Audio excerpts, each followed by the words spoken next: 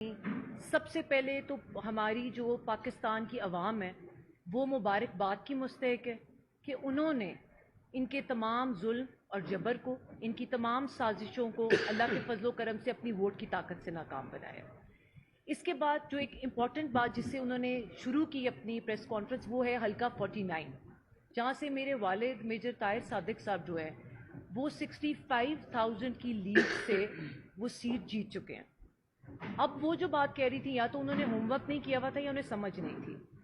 جو کمشنر صاحب نے بات کہی ہے وہ انہوں نے یہ کہا ہے کہ جو 70 ہزار کی لیڈ سے جو لوگ جیت رہے تھے ان کو ہم نے ہروایا ہے۔ تو میرے والد 65,000 کی لیڈ سے حلقہ NA 49 سے جیت چکے تھے۔ آپ نے جو PMLN کے کینڈیڈیٹ ہیں شیخ آفتاب صاحب، وہ 9,500 کی سے ان کو جتوایا گیا۔ تو اس 9,500 پلس 65 75,000 ان کا مطلب کہنے کا یہ تھا کہ 75,000 ووٹس کا فراڈ اور گھپلا ہوا ہے۔ تو پہلی تو یہ کلیریفیکیشن ہو گئی۔ دوسری انہوں نے جو بات کہی کہ الیکشن کمیشن جو ہے وہ 3 دن انتظار کرتا رہا کہ لوگ ہمارے پاس اپنی شکایات لے کر آئیں۔ تو میں ابھی آپ کے ساتھ شیئر کروں گی، میں ابھی آپ کے ساتھ شیئر کرتی ہوں۔ ہم 2 دفعہ الیکشن کمیشن میں گئے، الیکشن کمیشن کا آرڈر میرے پاس موجود ہے۔ جو پہلا ان کا آرڈر تھا وہ یہ تھا کہ RO کے پاس آپ جائیں اور 45 کے مطابق جو فارم 47 ہے وہ ہماری غیر موجودگی میں یا میرے الیکشن ایجنٹ کی غیر موجودگی میں وہ فارم جو ہے وہ ایشو ہے۔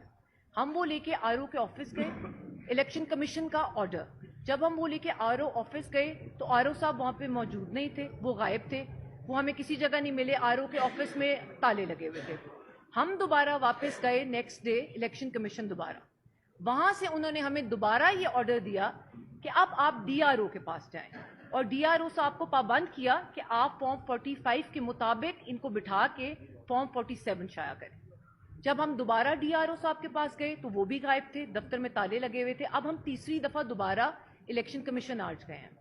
ساتھ ساتھ الیکشن کمیشن سے کے اوپر بھی ایک سوالیہ نشان ہے کہ اگر آپ کے ROs اور آپ کے DROs آپ کی بات، آپ کے آرڈر کو ماننے کے لیے تیار نہیں ہے تو یہ کیا الیکشن ہے؟ اس کے بعد تیسری جو امپورٹنٹ بات ہے جو آج انہوں نے اپنی پریس کانفرنس میں کی، یہ دس از the most important thing.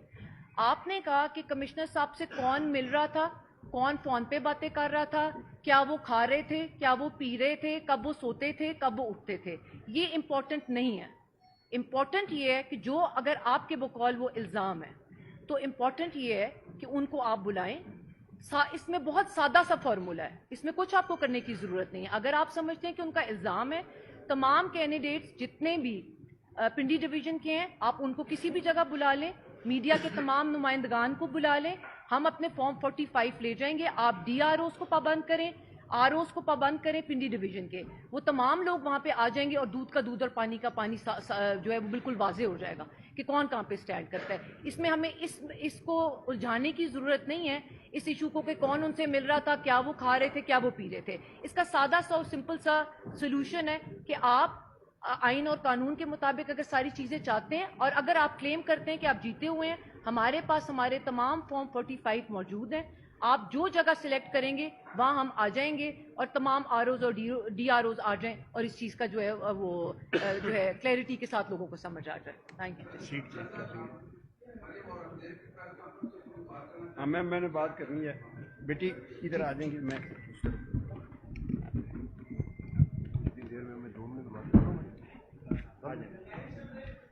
I am Colonel Shabir Awan from PP7. My result was declared